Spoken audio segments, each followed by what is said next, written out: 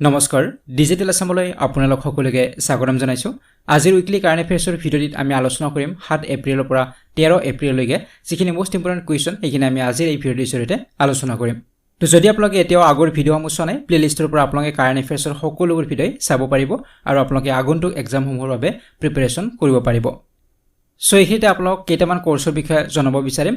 current এফেয়াৰ্ছৰ ইবুকৰ এটা course আছে এটো আপোনালোকে ল'ব পাৰে ইয়াত প্ৰতি মাহৰ কাৰেণ্ট এফেয়াৰ্ছৰ ইবুক ইয়াত লাভ কৰিব 2023 বৰ্ষৰ প্ৰতি মাহৰে পাব তাৰ ওপৰত 2024 বৰ্ষৰ প্ৰতি মাহৰে আপডেট হ'ব গতিকে এই কোৰ্ছটো আপোনালোকে ল'ব পাৰিব ডিজিটেল আসাম মোবাইল এপত আপোনালোকে কোৰ্ছবিলাক পাব আৰু প্ৰতিটো কোৰ্ছৰে লিংক ডেসক্ৰিপচন বক্সত দিয়া আছে তাৰ পৰা আপোনালোকে পাৰচেজ কৰিব পাৰিব তো পেডাগজিৰ এটা কোৰ্ছ আছে যেটো টেট কাম ৰিক্ৰুটমেন্ট এক্সাম আহি আছে জিটিপিজিটিৰ বাবে তো পেডাগজিৰ ইয়াতো ভিডিঅ' লেকচাৰ পিডিএফ নোটছ মক টেষ্ট এডিশনাল নোটছ সকলোবিলাক পাব তো এই কোৰ্ছটো আপোনালোকে ল'ব পাৰে ইয়াৰো লিংক ডেসক্ৰিপচন বক্সত দিয়া আছে ইয়াৰ ওপৰত সিটেড অসমীয়া ভাষাৰো এটা কোৰ্ছ আছে পেপাৰ 1 পেপাৰ 2 ৰ বাবে তো এই সকলোবিলাক কোৰ্ছে আপোনালোকে এক্সেছ কৰিব পাৰিব ডিজিটেল আসাম মোবাইল এপৰ পৰা আৰু লিংক বিলাক ডেসক্ৰিপচন বক্সত দিয়া আছে আৰু কিবা জানিবলগীয়া থাকিলে ইয়াত থকা WhatsApp নম্বৰত আপোনালোকে কন্টাক্ট কৰিব পাৰিব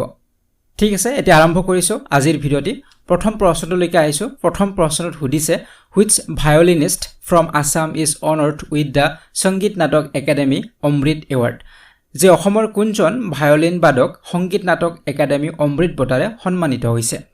তো ৰিসেন্টলি এগৰাকী অসমৰ ভায়োলিন বাদকক সংগীত নাটক একাডেমি অমৃত এৱাৰ্ডেৰে সন্মানিত কৰা হৈছে তেওঁৰ বাসগৃহত গতিকে এই সংগীত নাটক যে একাডেমি অমৃত এৱাৰ্ড এয়া 2023 বৰ্ষতে দিয়া হৈছিল বা ঘোষণা কৰা হৈছিল তো এই বিষয়ে আমি আগতো হয়তো ডিসকাস কৰিছিলো গতিকে অসমৰ পৰা 5 গৰাকীয়ে লাভ কৰিছিল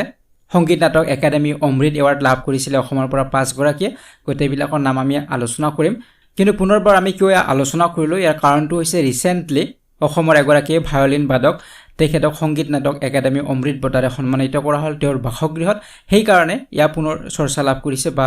আমি ইয়া আজিৰ এই ভিডিঅ'টিত আলোচনা কৰিম তো ইয়াৰ উত্তৰটো হ'ব অপচন নম্বৰ বি মিনতি খাউণ্ট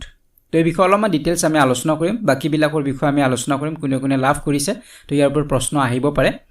সো এইখিনিতে আমি জানিব লাগিব যে সংগীত নাটক একাডেমি অমৃত এৱাৰ্ডনো কি হয় কাৰণ সংগীত নাটক একাডেমি এৱাৰ্ড বুলি ক'লে এটো বেলেগ আৰু অমৃত এৱাৰ্ড বুলি ক'লে এটো বেলেগ হয় আৰু কিছুদিন আগতে সংগীত নাটক একাডেমি বঁটাবিলাকো দিয়া হৈছে এই বিষয়ে আমি আগৰ ভিডিঅ'ত আলোচনা কৰিছো তো যদি আপোনালোকে আগৰ ভিডিঅ'ছবিলাক চাইছে উইকলি কাৰেণ্ট এফেয়াৰ্ছ নিশ্চয় আপোনালোকে পাইছে আমি এই বিষয়ে ডিসকাস কৰিছো গতিকে অমৃত এৱাৰ্ড বুলি ক'লে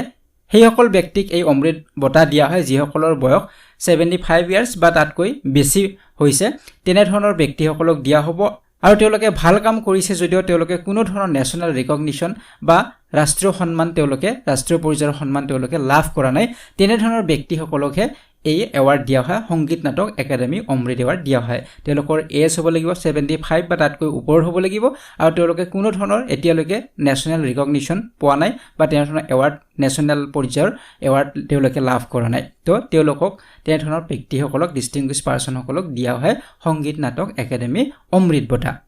গতিকে ছবিত আপোনালোকে দেখিছে এইগৰাকী হৈছে অসমৰ এগৰাকী ৰিনাউণ্ড ভায়োলিন বাদক মিনতি খাউণ্ট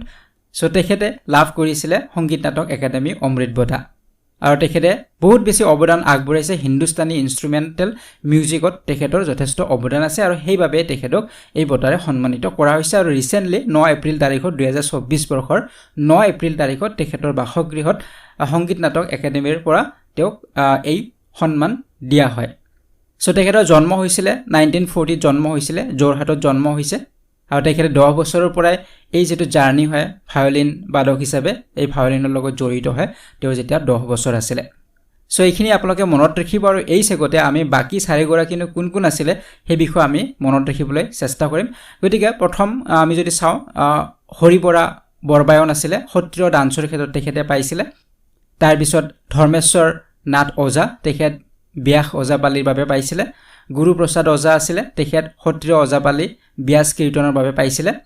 আৰু মিনতি খাউণ্ট যাৰ বিষয়ে আমি আলোচনা কৰিলো হিন্দুস্তানী ইনষ্ট্ৰুমেন্টেল বা ভায়োলিনৰ বাবে তেখেতে পাইছে আৰু মাখন চন্দ্ৰ বৰা আছিল তেওঁ ফক মিউজিক আৰু ডান্সৰ লগত তেখেতে জড়িত হয় গতিকে তেওঁকো দিয়া হৈছিল গতিকে এইখিনিতে মই আৰু এবাৰ কৈছো আপোনালোক ইয়া 2023 বৰ্ষৰ ছেপ্টেম্বৰ মাহত ডিক্লেয়াৰ কৰা হৈছিল কিন্তু আমি পুনৰ এই কাৰণে আলোচনা কৰিলো যেটো ৰিসেন্টলি অসমৰ ভায়োলিন বাদক মিনতি খাউণ্ডক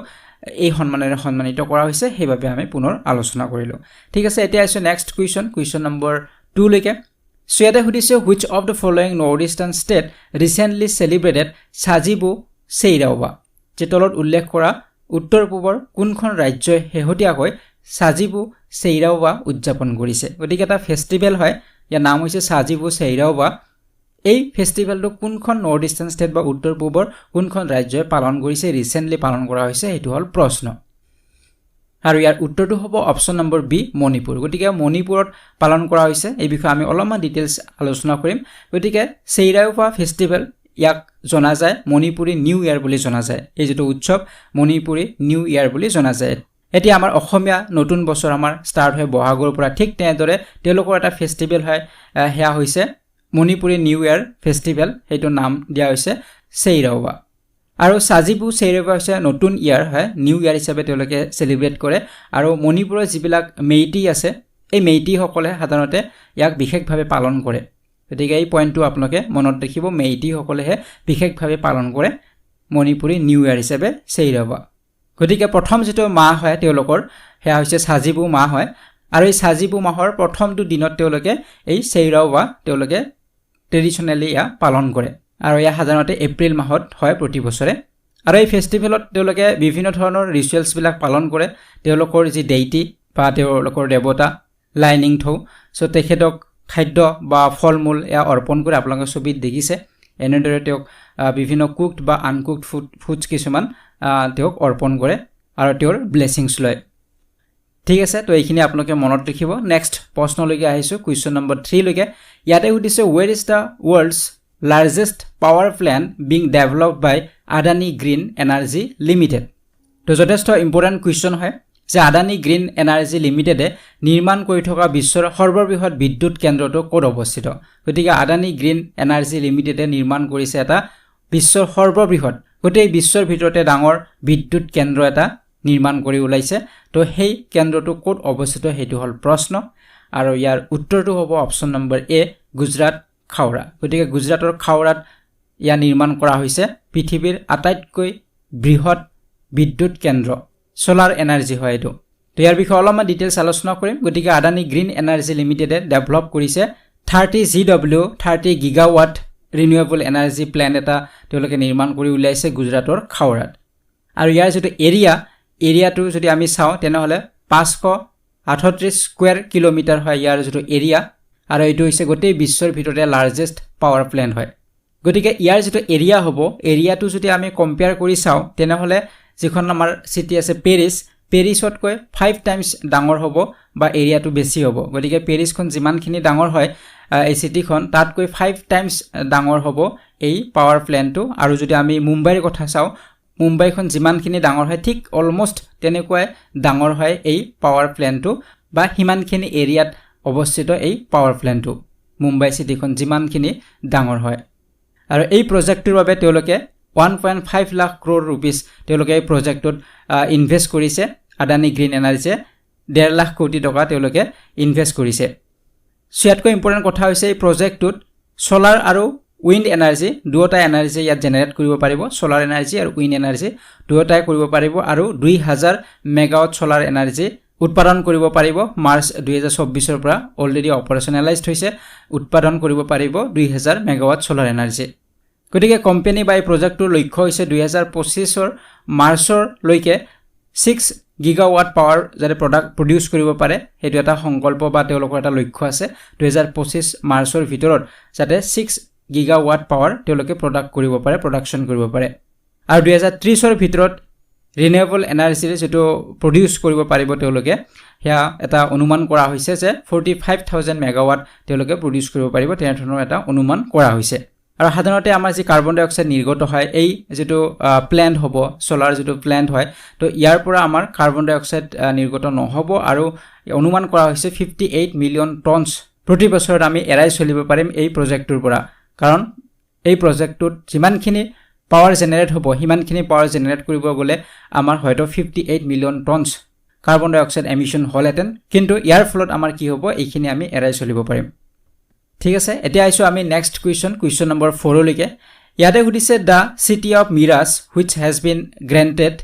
GI tag for its art of making musical instruments is located in which state সে বাদ্যযন্ত্ৰ নিৰ্মাণ কলাৰ বাবে GI tag লাভ কৰা মিৰাজ চহৰখন কোনখন ৰাজ্যত অৱস্থিত তো ৰিসেন্টলি বাদ্যযন্ত্ৰ নিৰ্মাণ কলাৰ লগত জড়িত এখন চহৰ সেইখন হৈছে মিৰাজ আৰু এই মিৰাজ চহৰখনে ৰিসেন্টলি লাভ কৰিছে GI টেগ বাদ্যযন্ত্ৰ নিৰ্মাণৰ লগত জড়িত থকাৰ বাবে গতিকে চহৰখন কোনখন ৰাজ্যত অৱস্থিত হেতু হল প্ৰশ্ন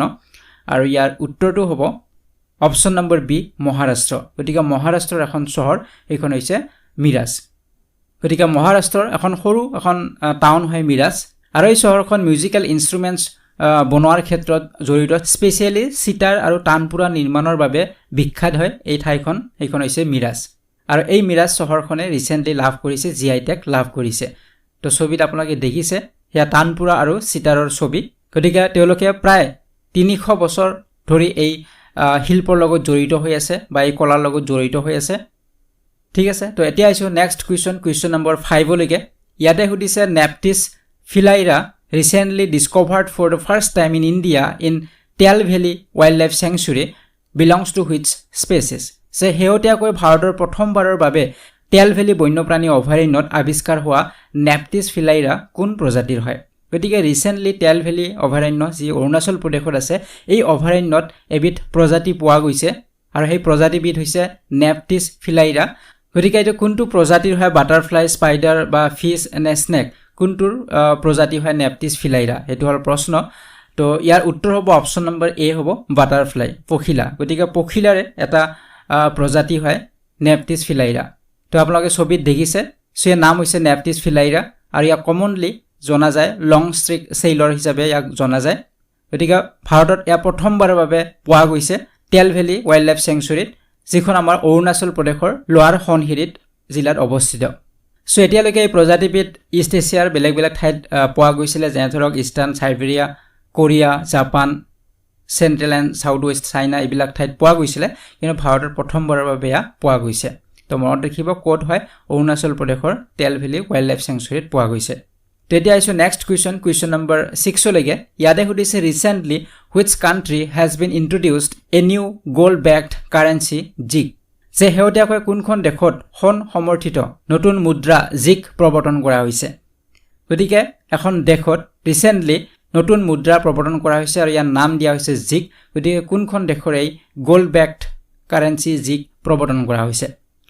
তো ইয়াৰ উত্তৰটো হ'ব অপচন নম্বৰ বি হ'ব জিম্বাবুৱে গতিকে জিম্বাবুৱে নতুন কাৰেন্সি তেওঁলোকে প্ৰৱৰ্তন কৰিছে লঞ্চ কৰিছে তেওঁলোকৰ কান্ট্ৰিত আৰু ইয়াৰ নাম দিয়া হৈছে জিক তো এই সম্পৰ্কে অলপমান আমি ডিটেইলছ আলোচনা কৰিম So recently Zimbabwe issue কৰিছে নিউ গোল্ড বেকড কাৰেন্সি ইয়াৰ নাম দিয়া হৈছে জিক আৰু জিক টো এটা শৰ্ট ফৰ্ম হয় ফুল ফৰ্ম টো হৈছে জিক মানে হৈছে জিম্বাবৱে গোল্ড আৰু কিয় নতুন কাৰেন্সি তেওঁলোকে লঞ্চ কৰিলে ইয়াৰ কাৰণটো হৈছে ষ্টেবিলাইজ দা ইকোনমি যে তেওঁলোকৰ ইকোনমিটো ষ্টেবিলাইজ কৰাৰ বাবে তেওঁলোকে অলৰেডি 2008 চনৰ পৰা 500 বাৰ তেওঁলোকে কাৰেন্সি চেঞ্জ কৰি আছে সো এতিয়ালৈকে তেওঁলোকৰ কাৰেন্সি হৈছে জিম্বাবৱে ডলাৰ হয় তো জিম্বাবৱে ডলাৰ মাজতে তেওঁলোকে ড্ৰপ কৰিছিল উইথড্ৰ কৰিছিল পিছত আকৌ জিম্বাবৱে ডলাৰ তেওঁলোকে ব্যৱহাৰ কৰে গতিকে ইকোনমিটো তেওঁলোকৰ ষ্টেবিলাইজ নহয় জিম্বাবৱেত আৰু তেওঁলোকৰ যেটো ইনফ্লেচন বা যেটো মুদ্ৰাস্ফীতি যথেষ্ট বেছি হয় আৰু যেটো কাৰেন্সিৰ যেটো ভ্যালু হয় সেই ভ্যালুটো যথেষ্ট পৰিমাণে কম হয় তো কিমান কম হয় আপোনালোকক যদি মই ইয়াত উদাহৰণ হিচাপে এটা ইয়াত জনাব বিচাৰিম যে 1 US ডলাৰত তেওঁলোকৰ যেটো কাৰেন্সিৰ যেটো ভ্যালু হ'ব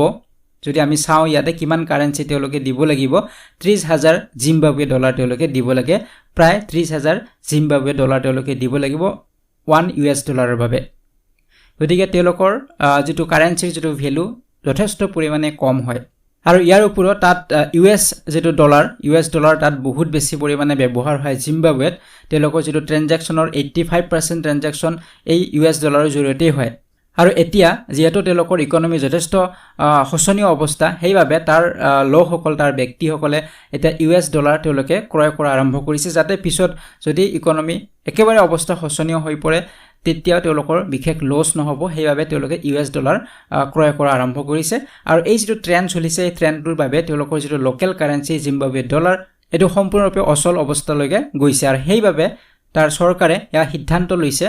যে নতুন কাৰেন্সি এটা লঞ্চ কৰা হ'ব আৰু এই কাৰেন্সিটো নাম দিয়া হৈছে জিক ZIG আৰু এটো হৈছে গোল্ড বেকড কাৰেন্সি আৰু গোল্ড বেক মানে হৈছে ইয়াৰ যেটো ভ্যালু হ'ব এই কাৰেন্সিৰ যেটো ভ্যালু হ'ব এই ভ্যালুটো তেওঁলোকৰ গোল্ড ৰিজাৰ্ভছৰ ভ্যালুৰ ওপৰত ডিপেন্ড কৰিব গোল্ড ৰিজাৰ্ভছৰ ভ্যালুৰ ওপৰত ডিপেন্ড কৰিব নিৰ্ভৰ কৰিব এই মুদ্ৰাৰ বা যেটো জিক নামৰ যেটো মুদ্ৰা তেওঁলোকে লঞ্চ কৰিছে এই মুদ্ৰাৰ ভ্যালুটো তাৰ ওপৰত ডিপেন্ড কৰিব সেইকাৰণে ইয়াক গোল্ড বেকড কাৰেন্সি বুলি কোৱা হৈছে গতিকে 21 দিন সময় দিয়া হৈছে যিসকলৰ লগত এই পুৰণি কাৰেন্সি আছে জিম্বাবৱে ডলাৰ আছে সো সেই ডলাৰ বিলাক তেওঁলোকে কি কৰিব পাৰিব কনভাৰ্ট কৰিব পাৰিব আমাৰ ইয়াত যেনেদৰে নোটবন্দী হৈছিল আমি কাৰেন্সি বিলাক আমি চেঞ্জ কৰিছিলো এক্সচেঞ্জ কৰিছিলো ঠিক তেনেদৰে তেওঁলোকক 21 দিনৰ এটা সময় দিয়া হৈছে তাৰ পিছত সম্পূৰ্ণৰূপে জিম্বাবৱে যি ডলাৰ হ'ব এয়া অচল হ'ব জিম্বাবৱেত আৰু তেতিয়া নতুন কাৰেন্সি জিক কাৰেন্সি চলিব আৰু ইয়া বিভিন্ন ডেনোমিনেশনত তেওঁলোকে লঞ্চ কৰিব 1 ৰ পৰা 200 লৈকে আৰু ইয়াৰ ওপৰত কয়েন্স তেওঁলোকে ইন্ট্ৰোডিউস কৰিব কয়েন্স থাকিব আৰু যদি আমি তুলনা কৰো জিম্বাবৱে ডলাৰ আৰু জিগৰ মাজত কিমান ভ্যালুৰ কিমান পাৰ্থক্য থাকিব তো ইউএছ ডলাৰ আমি অলপ আগত কৈছো আপোনাক যে জিম্বাবৱে ডলাৰ যেটো হ'ব প্ৰায় 30000 জিম্বাবৱে ডলাৰ দিলে 1 ইউএছ ডলাৰ সমান হয় আৰু এতিয়া যদি আমাৰ জিক যেটো তেওঁলোকে লঞ্চ কৰিব হেইটো হ'ব 13.56 জিক ইকুৱেল টু 1 ইউএছ ডলাৰ হ'ব গতিকে ইয়াৰ ভ্যালু যথেষ্ট বেছি হ'ব গতিকে পৰৱৰ্তী সময়ত আমি জানিব পাৰিম যে তেওঁলোক ইয়াত সফল হয় নে নহয় কাৰণ পূৰ্বতে বিভিন্ন পদক্ষেপ লোৱা হৈছে কিন্তু সকলোতে তেওঁলোকে ফেইল হৈছে তো এতিয়া আছে নেক্সট কোৱেশ্চন নম্বৰ 7 লৈকে ইয়াতে সুধিছে who is honoured on world homeopathy day যে বিশ্ব হোমিওপ্যাথি দিৱসত কাক সন্মান জনোৱা হয় গতিকে ৰিসেন্টলি পালন কৰা হৈছে বিশ্ব হোমিওপ্যাথি দিৱস গতিকে ইয়াত কাক সন্মান জনোৱা হয় কাৰ জন্মদিনটোক আমি বিশ্ব হোমিওপ্যাথি দিৱস হিচাপে পালন কৰো তো ইয়াৰ উত্তৰটো হ'ব option number B doctor Samuel Hahnemann doctor Samuel Hahnemann হৈছে হোমিওপ্যাথিৰ ফাউণ্ডাৰ হয় আৰু তেওঁৰ জন্মদিনটোকে আমি পালন কৰো বিশ্ব হোমিওপ্যাথি দিৱস হিচাপে তো ইয়াৰ ওপৰত আন এটা প্ৰশ্ন আহিব পাৰে যে কেতিয়া এই বিশ্ব হোমিওপ্যাথি দিৱস পালন কৰা হয় সো 10 এপ্ৰিল তাৰিখত প্ৰতি বছৰে পালন কৰা হয় আৰু ৰিসেন্টলি আমাৰ পালন কৰা হৈ গল আৰু আমাৰ ডক্টৰ স্যামুৱেল হানেমানৰ জন্মদিনটোকে আমি পালন কৰো বিশ্ব হোমিওপ্যাথি দিৱস হিচাপে আৰু তেওঁ হৈছে হোমিওপ্যাথিৰ ফাউণ্ডাৰ হয় তো এই বছৰৰ থিম কি আছিল বুলি যদি সুধে 2024 বৰ্ষৰ থিম আছিল পৰিবাৰ one health one family one health one family আছিল 2024 বৰ্ষৰ বিশ্ব হোমিওপ্যাথিৰ থিম আছিল গতিকে দিৱসৰ জৰিয়তে এটা সজাগতা বা এটা এৱাৰনেস ক্ৰিয়েট কৰা হয় যে হোমিওপ্যাথি আমি ব্যৱহাৰ কৰিও আমাৰ ৰোগবিলাক আমি আৰোগ্য পাব পাৰো নিৰাময় কৰিব পাৰো বিভিন্ন ৰোগৰ ক্ষেত্ৰত আমি হোমিওপ্যাথি ব্যৱহাৰ কৰি আমি ৰোগ নিৰাময় কৰিব পাৰো গতিকে ইয়াৰ প্ৰসাৰ আৰু প্ৰচাৰৰ বাবে এয়া পালন কৰা হয় বিশ্ব হোমিওপ্যাথি দিৱস ঠিক আছে কাৰ জন্মদিনটো হেতু এটা প্ৰশ্ন আহিব পাৰে বা ইয়াৰ থিম কি আছিল এইটো প্ৰশ্ন আহিব পাৰে কেতিয়া পালন কৰা হয় হেতু প্ৰশ্ন আহিব পাৰে তো গোটেই পইণ্টছ বিলাক মনত ৰাখিব লাগিব নেক্সট কোৱেশ্চন লৈকে আইছো কোৱেশ্চন নম্বৰ 8 লৈকে ইয়াতে সুধিছে who became Ireland's youngest prime minister on April 9, 2024 গতিকে 2024 চনৰ 9 এপ্ৰিলত আয়াৰলেণ্ডৰ আটাইতকৈ কনিষ্ঠ প্ৰধানমন্ত্ৰী হিচাপে কোন নিৰ্বাচিত হৈছে এইটো হল প্ৰশ্ন আটাইতকৈ কনিষ্ঠ প্ৰধানমন্ত্ৰী কম বয়সীয়া প্ৰধানমন্ত্ৰী তো উত্তৰ হ'ব option number B Simon Harris হৈছে আয়াৰলেণ্ডৰ নৱ নিযুক্ত বা নৱ নিৰ্বাচিত প্ৰধানমন্ত্ৰী আৰু তেওঁ হৈছে আটাইতকৈ কনিষ্ঠ প্ৰধানমন্ত্ৰী আয়াৰলেণ্ডৰ তো এইবিলাক ইম্পৰ্টেন্ট প্ৰশ্ন হয় অলপমান আমি ডিটেইলছ আলোচনা কৰিছো যে তেওঁ 9 এপ্ৰিল তাৰিখত শপত গ্ৰহণ কৰিছে বা তেওঁ আয়াৰলেণ্ডৰ ইয়ংগেষ্ট প্ৰাইম মিনিষ্টাৰ হিচাপে তেওঁ শাসনভাৰ গ্ৰহণ কৰিছে আৰু তেওঁৰ বয়স হৈছে 37 ইয়াৰ্স গতিকে 37 ইয়াৰ্সত তেওঁ প্ৰধানমন্ত্ৰী হিচাপে আয়াৰলেণ্ডৰ নিৰ্বাচিত হৈছে আৰু ইয়াৰ পূৰ্বেও তেওঁ health and higher education minister হিচাপে আছিল আৰু তেওঁলোকৰ পলিটিক্যাল যেটো পাৰ্টি এটোৰ নাম হৈছে ফাইন গেল গতিকে ফাইন গেল যেটো পলিটিক্যাল পাৰ্টি তাৰ তেওঁ লিডাৰ হয় তেওঁ নিৰ্বাচিত হৈছে 16 প্ৰাইম মিনিষ্টাৰ হিচাপে ঠিক আছে তো এতিয়া আছে নেক্সট কোৱেশ্চন নম্বৰ 9 লৈকে ইয়াতে সুধিছে in which state is Ugadi celebrated as the new year's day যে কোনবোৰ ৰাজ্যত উগাডিক নৱবৰ্ষ দিৱস হিচাপে পালন কৰা হয় গতিকে নৱবৰ্ষ দিৱস হিচাপে পালন কৰা হয় উগাডি কোন ৰাজ্যত পালন কৰা হয় এটো হৈছে প্ৰশ্ন আৰু ইয়াৰ উত্তৰ হ'ব অপচন নম্বৰ এ অন্ধ্ৰ প্ৰদেশ তেলেংগানা আৰু কৰ্ণাটক গতিকে অন্ধ্ৰ প্ৰদেশ তেলেংগানা কৰ্ণাটক এইবিলাক ঠাইত নৱবৰ্ষ হিচাপে তেওঁলোকে পালন কৰে উগাডি তেওঁলোকে পালন কৰে গতিকে এইবিলাক কোৱেশ্চন এক্সামত সোধা দেখা যায় গতিকে আপোনালোকে এইবিলাক মনত ৰাখিব লাগিব গতিকে উগাডি কোড পালন কৰা হয় অন্ধ্ৰ প্ৰদেশ তেলেংগানা কৰ্ণাটক তেওঁলোকৰ নিউ ইয়াৰ হিচাপে তেওঁলোকে পালন কৰে নতুন বছৰ হিচাপে তেওঁলোকে পালন কৰে আৰু ইয়াত স্পেশাল এবিট খাদ্য বনোৱা হয় ডিশ এবিট বনোৱা হয় ছবিত আপোনালোকে দেখিছে তলৰ ছবিখনত তো এয়া হৈছে উগাডি পাচাৰি বুলি কোৱা হয় উগাডি পাচাৰি বুলি কোৱা হয় আৰু এটো সিম্বলাইজেস হয় যে ভেৰিয়াছ ফ্লেভাৰছ অফ লাইফ যে জীৱনৰ যেনেদৰে বিভিন্ন সোৱাদ আছে ফ্লেভাৰ আছে হেইটো ইয়াক সিম্বলাইজ কৰে এই ডিছ বিধৰ জৰিয়তে ঠিক আছে তাৰ ওপৰত আপোনালোকে মনত ৰাখিব মহাৰাষ্ট্ৰৰ যেটো নিউ ইয়াৰ সেলিব্ৰেশন ইয়াৰ নাম হৈছে গুৰি পাৰৱা বুলি কোৱা হয় গুৰি পাৰৱা তো এইটো হৈছে মহাৰাষ্ট্ৰৰ নিউ ইয়াৰ সেলিব্ৰেশন তাৰ পিছত সিন্ধি যেটো কমিউনিটিৰ তেওঁলোকৰ হৈছে সেট্টি চান্দ এটো হৈছে সিন্ধি কমিউনিটি সকলৰ নিউ ইয়াৰ সেলিব্ৰেশন তাৰ পিছত কাশ্মীৰ হিন্দু নিউ ইয়াৰ হৈছে নৱৰে এটো হৈছে কাশ্মীৰী হিন্দু নিউ ইয়াৰ তাৰ পিছত মণিপুৰৰ নিউ ইয়াৰটো আমি অলৰেডি ডিসকাস কৰিছো এটো হৈছে সাজিবু সেইৰাওবা গতিকে হেয়া আমি অলৰেডি আলোচনা কৰিছো গতিকে এই নিউ ইয়াৰ বিলাক আপোনালোকে মনত ৰাখিব ইবিলাকৰ ওপৰত কোৱেশ্চন এক্সামত সুধিব পাৰে তেতিয়া আছে নেক্সট কোৱেশ্চন নম্বৰ 10 লৈকে ইয়াতে সুধিছে what is the theme of World Health Day 2024 যে বিশ্ব স্বাস্থ্য দিৱস 2024 ৰ বিষয়বস্তু কি হয় ৰিসেন্টলি আমাৰ অনুষ্ঠিত হৈ গল বিশ্ব স্বাস্থ্য দিৱস 7 এপ্ৰিল তাৰিখত গতিকে ইয়াৰ বিষয়বস্তু কি আছিল হেতু হল প্ৰশ্ন তো ইয়াৰ উত্তৰটো হ'ব অপচন নম্বৰ বি হ'ব মাই হেলথ মাই ৰাইট মোৰ স্বাস্থ্য মোৰ অধিকাৰ এটো আছিল এই বছৰৰ 2024 বৰ্ষৰ বিশ্ব স্বাস্থ্য দিৱসৰ বিষয়বস্তু আছিল বা থিম আছিল মাই হেলথ মাই ৰাইট তো ইয়াৰ ওপৰত আমাৰ প্ৰশ্ন আহিব পাৰে যে বিশ্ব হেলথ ডে বা ওয়াৰ্ল্ড হেলথ ডে কেতিয়া পালন কৰা হয় ইয়া এনুৱেলি প্ৰতি বছৰে পালন কৰা হয় 7 এপ্ৰিল তাৰিখত পালন কৰা হয় গতিকে বিশ্ব স্বাস্থ্য দিৱস এটো আমাৰ হু ওয়াৰ্ল্ড হেলথ অৰ্গানাইজেচনৰ দ্বাৰা ইয়া পালন কৰা হয় হুৰ প্ৰতিষ্ঠা আমাৰ যদি চাও এক্সাক্ট ডেট হৈছে 7 এপ্ৰিল 1948 গতিকে সেই কাৰণে 7 এপ্ৰিল তাৰিখটোতে যেটো হু বা ওয়াৰ্ল্ড হেলথ অৰ্গানাইজেচনৰ যেটো প্ৰতিষ্ঠা দিৱস সেই দিৱসটোতে পালন কৰা হয় ওয়াৰ্ল্ড হেলথ ডে হিচাপে পালন কৰা হয় গতিকে ফাৰ্স্ট অফিচিয়েল যেটো সেলিব্ৰেশন হৈছিল ইয়াৰে হেতু হৈছিল 1950 ত সেলিব্ৰেট হৈছিল যদিও 48 ত ইয়াক ঘোষণা কৰা হৈছিল কিন্তু 50 ৰ পৰাহে ইয়াক পালন কৰা হৈছে বা সেলিব্ৰেট কৰা হৈছে ঠিক আছে তো এই ইম্পৰ্টেন্ট পইণ্টছ বিলাক মনত ৰাখিব নেক্সট কোৱেশ্চনলৈকে আইছো কোৱেশ্চন নম্বৰ 11 তো ইয়াতে সুধিছে where was the সাগৰ কবচ এক্সাৰসাইজ অৰ্গানাইজড ৰিসেন্টলি সে হেওটাকৈ কোট সাগৰ কবচ অনুশীলন আয়োজন কৰা হৈছে তো ৰিসেন্টলি এটা অনুশীলন এটা এক্সাৰসাইজ অৰ্গানাইজ কৰা হৈছিল ইয়াৰ নাম হৈছে সাগৰ কবচ কোট হৈছিল এটো হল প্ৰশ্ন তো ইয়াৰ উত্তৰটো হ'ব অপচন নম্বৰ বি হ'ব লক্ষদ্বীপ গতিকে লক্ষদ্বীপত অৰ্গানাইজ কৰা হৈছিল দুদিনীয়া এটা অনুশীলন হয় সাগৰ কবচ তো লক্ষদ্বীপ আইল্যান্ডত ইয়া অনুষ্ঠিত হৈছে আৰু ইয়াতে সকলো বিলাক মেৰিটাইম যে সিকিউৰিটি এজেন্সিজ আছে ইনক্লুডিং ইন্ডিয়ান নেভি হক ইন্ডিয়ান কোস্ট গাৰ্ড হক মেৰাইন পুলিচ হক ফিচাৰিজ হক কাস্টমছ এণ্ড আদাৰ যিমান সিকিউৰিটি এজেন্সিজ আছে সকলো বিলাকে এই এক্সাৰসাইজত পাৰ্টিসিপেট কৰিছিল আৰু ইয়াতে এটা এক্সাৰসাইজ কৰা হৈছে যে তেওঁলোকৰ যেটো ভ্যালিডেশন বা তেওঁলোকৰ সিকিউৰিটি কিমান এক্টিভ হয় বা ওয়াৰৰ সময়ত বা যিকোনো থ্ৰেটছ যেটা আহিব তাত তেওঁলোকৰ মেকানিজম কেনেধৰণৰ হ'ব এইবিলাক বিষয় ইয়াত অনুশীলন কৰা হয় ঠিক আছে তেতিয়া আছে নেক্সট কোৱেশ্চন নম্বৰ 12 লৈকে ইয়াতে উদ্দেশ্য who has been appointed as the full time member of 16th finance commission যে সৰহ বিত্ত আয়োগৰ পূৰ্ণকালীন সদস্য হিচাপে কাক নিযুক্তি দিয়া হৈছে তো ইয়াতে সুধিছে যে পূৰ্ণকালীন বা ফুল টাইম মেম্বাৰ হিচাপে নিযুক্তি দিয়া হৈছে 16th ফাইনেন্স কমিশনৰ কাক দিয়া হৈছে এটো হল প্ৰশ্ন আৰু ইয়াৰ উত্তৰটো হ'ব অপচন নম্বৰ সি মনোজ পাণ্ডা গতিকে মনোজ পাণ্ডাক দিয়া হৈছে ফুল টাইম মেম্বাৰ হিচাপে 16th ফাইনেন্স কমিশনৰ সো আপোনালোকে সকলোৱে জানে ফাইনেন্স কমিশন এটো কোনটো আৰ্টিকলৰ লগত জড়িত হয় তো আপোনালোকে সকলোৱে জানে আৰ্টিকল 280 ৰ লগত বিভিন্ন সময়ত ইয়াৰ ওপৰত প্ৰশ্ন আহিছে গতিকে যেটো 16th ফাইনেন্স কমিশন যি গঠন কৰা হৈছে আৰু এয়াও আৰ্টিকল 280 ৰ আন্ডাৰতে কনস্টিটিউচনৰ আমাৰ সংবিধানৰ আৰ্টিকল 280 ৰ আন্ডাৰতে ইয়া ফৰ্ম কৰা হৈছে গঠন কৰা হৈছে 16th ফাইনেন্স কমিশন তো এটো মনত ৰাখিব আৰ্টিকলটো ইম্পৰ্টেন্ট হয় বিভিন্ন সময়ত কোৱেশ্চন ইয়াৰ পৰা আহে আৰু এই ফাইনেন্স কমিশনৰ মূল যেটো কাম হয় কি কাম কৰে একচুয়ালি আমাৰ যেটো ট্যাক্স যিবিলাক ৰেভিনিউ কালেক্ট হয় আমাৰ পৰা যিবিলাক ট্যাক্স পায় এই ট্যাক্স বিলাকৰ শেয়াৰ বা অংশ আমাৰ ভাগ হয় ইউনিয়ন গভৰ্নমেন্ট আৰু যিবিলাক আমাৰ ষ্টেটছ আছে ষ্টেট আৰু সেন্ট্ৰেল গভৰ্নমেন্টৰ মাজত কি হয় ভাগ হয় গতিকে কোনে কিমান ভাগ পাব তো এইবিলাক কোনে ঠিক কৰিব এই ফাইনেন্স কমিশনে ঠিক কৰে গতিকে এটো হৈছে তেওঁলোকৰ মূল কাম আৰু বহুতো আছে তো এটো আপোনালোকে মনত ৰাখিব মূল কাম হৈছে এটো থুলমূলকে যদি আমি কওঁ গতিকে 5 বছৰৰ বাবে এয়া গঠন কৰা হয় ফাইনেন্স কমিশন গঠন কৰা হয় 5 বছৰৰ বাবে আৰু এটা ফাইনেন্স কমিশন চলি থকা সময়তে পিৰিয়ডতে প্ৰায় 2 বছৰ আগত নেক্সট কমিশন কি হ'ব সেই কমিশন গঠন কৰা হয় গতিকে এতিয়া আমাৰ চলি আছে 15th ফাইনেন্স কমিশন চলি আছে আৰু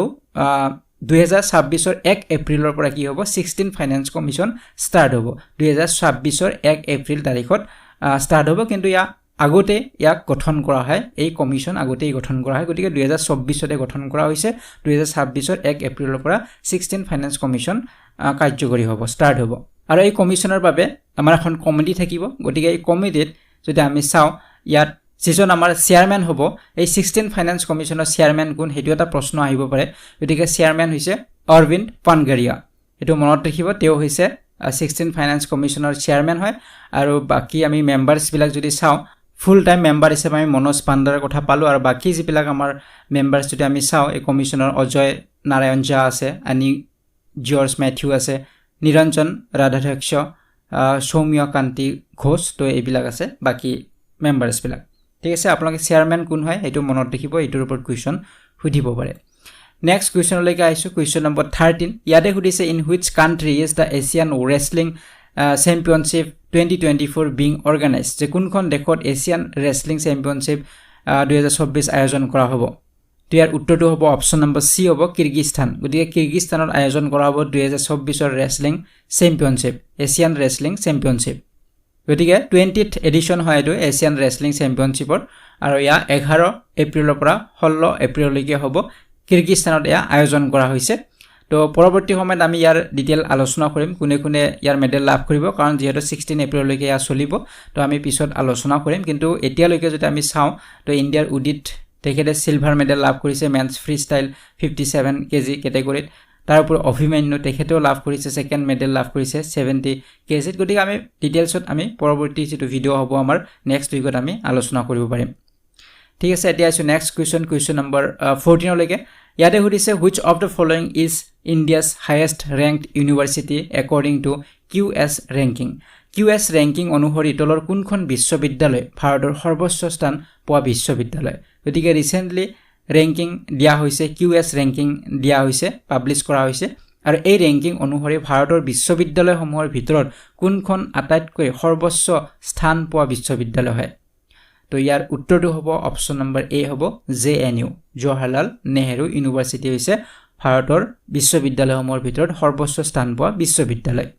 অলপ ডিটেইলছ আলোচনা কৰিম সো QS এটা London based higher education analytic farm হয় তেওঁলোকে এই ৰেংকিং বিলাক পাবলিশ কৰে লণ্ডন বেসড হয় হায়াৰ এডুকেশ্যনৰ ক্ষেত্ৰত তেওঁলোকে পাবলিশ কৰে আৰু গোটেই বিশ্বৰ ইউনিভাৰ্চিটিৰ ৰেংকিং বিলাক তেওঁলোকে দিয়ে গতিকে আমি যদি ইণ্ডিয়াৰ কথা চাওঁ ইণ্ডিয়াত আমাৰ শীৰ্ষস্থান দখল কৰিছে জৱাহৰলাল নেহেৰু ইউনিভাৰ্চিটি যাক চমুকৈ আমি JNU বুলি জানো আৰু ক'ত অৱস্থিত নিউ দিল্লীত অৱস্থিত আৰু যদি আমি গ্লোবালি যদি চাওঁ গোটেই বিশ্বৰ ভিতৰত JNU স্থান কিমান তেনেহলে 20th পজিশন পাইছে ভাৰতৰ ভিতৰত যদি চাওঁ ভাৰতৰ ইউনিভাৰ্চিটি বিলাকৰ ভিতৰত ফাৰ্স্ট পজিশন আৰু যদি আমি গোটেই যদি চাওঁ গ্লোবালি চাওঁ 20th পজিশন লাভ কৰিছে JNU আৰু JNU যেটো তেওঁলোকে টপ ৰ্যাঙ্ক যেটো ইউনিভাৰ্চিটি হিচাপে তেওঁলোকে লাভ কৰিছে আৰু কি সাবজেক্ট তত লাভ কৰিছে এটো ইম্পৰ্টেন্ট হয় জিওগ্ৰাফি হক হিষ্ট্ৰি হক modern language politics and international relations anthropology English language literature and linguistics তো এই বিলাকত তেওঁলোকে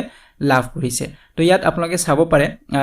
গ্লোবাল যেটো ৰ্যাঙ্কিং হয় আমাৰ ভাৰতৰ বিশ্ববিদ্যালয় বিলাকৰ 20th ৰ্যাঙ্কত আছে আমাৰ JNU আছে ডেভেলপমেন্ট ষ্টাডিজৰ ক্ষেত্ৰত তেওঁলোকে পাইছে গতিকে এটো মনত ৰাখিব সাবজেক্টৰৰ নাম দিব পাৰে নাইবা ডেভেলপমেন্ট ষ্টাডিজ বুলি তাত থাকিব পাৰে তাৰ পিছত যদি আমি চাওঁ 22nd যেটো ৰ্যাঙ্ক হয় হেতু যদি চাওঁ IIM আহমেদাবাদ হয় বিজনেস এণ্ড মেনেজমেন্ট ষ্টাডিজৰ ক্ষেত্ৰত তেওঁলোকে পাইছে এটো গ্লোবালি তেওঁলোকৰ 22nd ৰ্যাঙ্ক হ'ব আৰু ইণ্ডিয়াৰ ফালৰ পৰা চালে এটো সেকেন্ড পজিশন হ'ব তাৰ পিছত 25th ৰ্যাঙ্ক গ্লোবালি 25th ৰ্যাঙ্ক পাইছে IIT বম্বে পাইছে ইঞ্জিনিয়াৰিং এণ্ড মিনাৰেলছ এণ্ড মাইন্সৰ ক্ষেত্ৰত আৰু 29th ৰ্যাঙ্ক লাভ কৰিছে IIT মাদ্ৰাজ পেট্ৰলিয়াম ইঞ্জিনিয়াৰিংৰ ক্ষেত্ৰত গতিকে এই বিলাক পইণ্টছ আপোনালোকে মনত ৰাখিব লাগিব নেক্সট কোৱেশ্চনলৈকে আইছো কোৱেশ্চন নম্বৰ 15 ইয়াতে সুধিছে on which day national safe motherhood day is celebrated in the month of April যে এপ্ৰিল মাহৰ কোনটো দিনত ৰাষ্ট্ৰীয় সুৰক্ষিত মাতৃত্ব দিৱস পালন কৰা হয় safe national safe motherhood day পালন কৰা হয় কোনটো দিনত পালন কৰা হয় এটো হল প্ৰশ্ন তো ইয়াৰ উত্তৰটো হ'ব অপচন নম্বৰ ডি হ'ব 11 এপ্ৰিল গতিকে 11 এপ্ৰিলত প্ৰতি বছৰে পালন কৰা হয় নেশ্যনেল সেফ মাদাৰহুড ডে আৰু এই দিনটো কিয় পালন কৰা হয় এই দিনটোৰ জৰিয়তে প্ৰমোট কৰা হয় মেটাৰনেল সেফটি অফ ওমেন যে মহিলাসকলৰ মেটাৰনেল সেফটিৰ কথা ইয়াত আলোচনা কৰা হয় প্ৰচাৰ কৰা হয় মানুহক সজাগ কৰা হয় গতিকে এই দিৱসটোৰ মূল উদ্দেশ্য হৈছে যে এটা এৱাৰনেছ এটা সজাগতা স্প্ৰেড কৰাটো মহিলাৰ বিষয়ে মহিলাৰ প্ৰেগনেন্সিৰ ক্ষেত্ৰত কেনেদৰে সেফ প্ৰেগনেন্সি হ'ব পাৰে ডেলিভাৰীৰ ক্ষেত্ৰত কেনে ধৰণৰ সাৱধানতা ল'ব লাগে বা প্ৰেগনেন্সিৰ সময়ত কেনে ধৰণৰ খাদ্য খাব লাগে তো এইবিলাক ক্ষেত্ৰত সজাগ কৰা হয় যিবিলাক ডেলিভাৰীৰ সময়ত বিভিন্ন ধৰণৰ প্ৰব্লেম ফেচ কৰিব পাৰে এইবিলাক সজাগ কৰা হয় কেনেদৰে ইয়াৰ পৰা আমি বাচিব পাৰোঁ গতিকে ভাৰত চৰকাৰৰ দ্বাৰা ইয়াক পালন কৰা হয় আৰু 2003 চনৰ 11 এপ্ৰিল তাৰিখৰ পৰা আৰম্ভ হৈছে গতিকে 2003 চনৰ পৰা ষ্টাৰ্ট হৈছে আৰু প্ৰতি বছৰে 11 এপ্ৰিল তাৰিখত নেশ্যনেল ছেফ মাদাৰহুড ডে পালন কৰা হয় তো এতিয়া আছো আজিৰ ভিডিঅ'টিৰ শেষৰটি প্ৰশ্ন কুৱেশ্যন নম্বৰ 16 লৈকে ইয়াতে সুধিছে for which mission the ISRO team was awarded the prestigious John L Jack Swigert junior award was presented to যে কোনটো মিছনৰ বাবে ইছৰোৰ দলটোক সন্মানীয় John L Jack Swigert junior বঁটা প্ৰদান কৰা হয় তো ৰিচেণ্টলি এটা বঁটা প্ৰদান কৰা হৈছে ইছৰোৰ টিম এটাক আৰু বঁটাটোৰ নাম হৈছে জন L Jack Swigert junior award গতিকে প্ৰশ্নটো হৈছে ইছৰোৰ কোনটো টিমক দিয়া হৈছে এই বঁটা তো উত্তৰ হ'ব option number B Chandrayaan 3 mission যি চন্দ্ৰযান 3 আমাৰ যেটো অভিযান আছিলে মিছন আছিলে তো আমি সকলোৱে জানো এই বিষয়ে আমি আলোচনাও কৰিছো এই বিষয়ে আগত গতিকে এই মিছনত জড়িত হোৱা যিবিলাক ইছৰোৰ টিম মেম্বাৰ আছিলে সেই টিমটোক দিয়া হৈছে এই বঁটা দিয়া হৈছে সো যেটো বঁটা এৱাৰ্ড দিয়া হৈছে জন এল লেক সুইগাৰ্ড জুনিয়ৰ এই এৱাৰ্ডটো দিয়া হয় স্পেচ এক্সপ্লোৰেশ্যনৰ ক্ষেত্ৰত দিয়া হয় আৰু জন এল সুইগাৰ্ড জুনিয়ৰ তেওঁৰ নামেৰে এই বঁটা দিয়া হয় এপলো 13 যি লুনাৰ মিছন আছিলে তাৰ লগত জড়িত হয় তেখেতৰ নামেৰে এটো নামকৰণ কৰা হৈছে এই এৱাৰ্ডটো জন এল জেক সুইগাৰ্ড গতিকে যিসকলে এক্সট্ৰা অৰ্ডিনাৰী কন্ট্ৰিবিউশন আগবঢ়ায় স্পেচ এক্সপ্লোৰেশ্যনৰ ক্ষেত্ৰত তেওঁলোকক এই এৱাৰ্ড দিয়া হয় তো চন্দ্ৰযান 3 বিষয়ে আমি সকলোৱে জানো তথাপি মই থুলমূলকৈ আপোনাক কৈছো যে 2023 বৰ্ষৰ জুলাই মাহত লঞ্চ কৰা হৈছে ইছৰোৰ দ্বাৰা চন্দ্ৰযান 3 ইয়াৰ লেণ্ডাৰৰ নাম আছিল বিক্ৰম এইবিলাক প্ৰশ্ন আহিব পাৰে আমি আগত আলোচনা কৰিছো তথাপি মই অলপ কৈছো আপোনাক থুলমূলকৈ লেণ্ডাৰৰ নাম আছিল বিক্ৰম আৰু যেটো ৰভাৰ আছিল নাম আছিল প্ৰজ্ঞান আৰু আগষ্ট 23 2023 আগষ্ট তাৰিখত এটা হিষ্ট্ৰী ক্ৰিয়েট কৰিছিলে আৰু এই বিক্ৰম সাকসেসফুলি ল্যান্ড কৰিছিলে টাচ কৰিছিলে lunar surface at the south pole ঠিক আছে আজিৰ এই ভিডিঅ'টিত আমি এইখিনি ইম্পৰ্টেন্ট কোৱেশ্চন ডিসকাস কৰিলো গতিকে আপোনালোকে প্ৰিভিয়াস ভিডিঅ'বিলাক চাব কাৰেন্ট এফেয়াৰ্ছৰ ভিডিঅ'বিলাক চাব আৰু আগন্তুক এক্সাম বিলাকৰ বাবে প্ৰিপাৰেচন কৰিব পাৰিব আৰু যদি আপোনালোকে কোৰ্ছসমূহ ল'ব বিচাৰে লিংক ডেসক্ৰিপচন বক্সতে দিয়া আছে তাৰ পৰা আপোনালোকে পাৰচেজ কৰিব পাৰিব সো পৰৱৰ্তী ভিডিঅ'ত পুনৰবাৰ লগ পোৱাৰ আশাৰে আজিৰ ভিডিঅ'টিৰ পৰা বিদায় লৈছো ধন্যবাদ